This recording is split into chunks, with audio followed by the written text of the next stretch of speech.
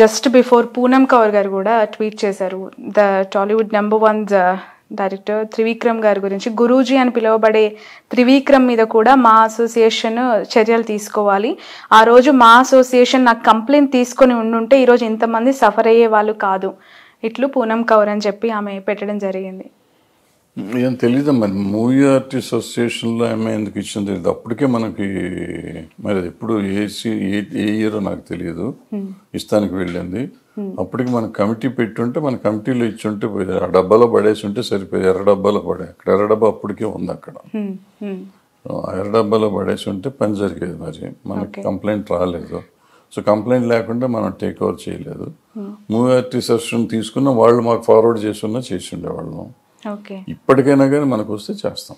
Okay, so movie artist అసోసియేషన్కి ఇచ్చిన complaint మీ association పరిగణలోకి తీసుకోదా sir?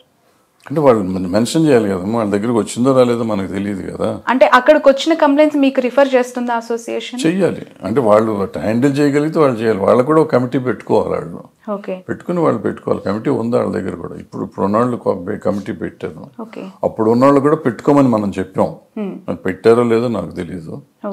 So అందరికి పెట్టుకోమని చెప్పాం అప్పట్లో, అన్ని యూనియన్లో పెట్టుకోమని. అంటే ఫిల్మ్ ఇండస్ట్రీకి సంబంధించి 24 క్రాఫ్ట్స్ అనేవి ఒక విభాగం పరిగణించినప్పుడు ఈ ఇండిపెండెంట్ గా ఈ కమిటీస్ అన్ని ఒకే అంబ్రిల్లా లేదు, అట్లా కాదు. ఎవరికి ఏ క్రాఫ్ట్ పెట్టుకోవాలని రూల్ ఉంది. ఈవెన్ ప్రొడక్షన్ ఆఫీసులకు కూడా పెట్టుకోవాలి అది.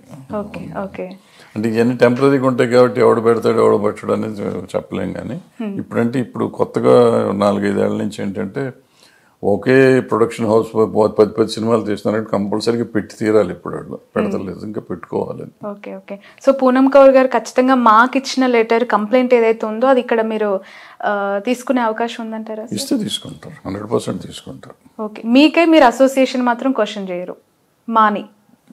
ఎక్కడ చేస్తాం ఇప్పుడు, తీసుకోలేదని ఆమె చెప్తున్నట్టుంది దాంట్లో. మీరు వచ్చి మెసేజ్లో అంటే మన మెసేజ్ లేదు, ట్వీట్ అంటున్నారు, అదేంటో మనకు తెలియదు.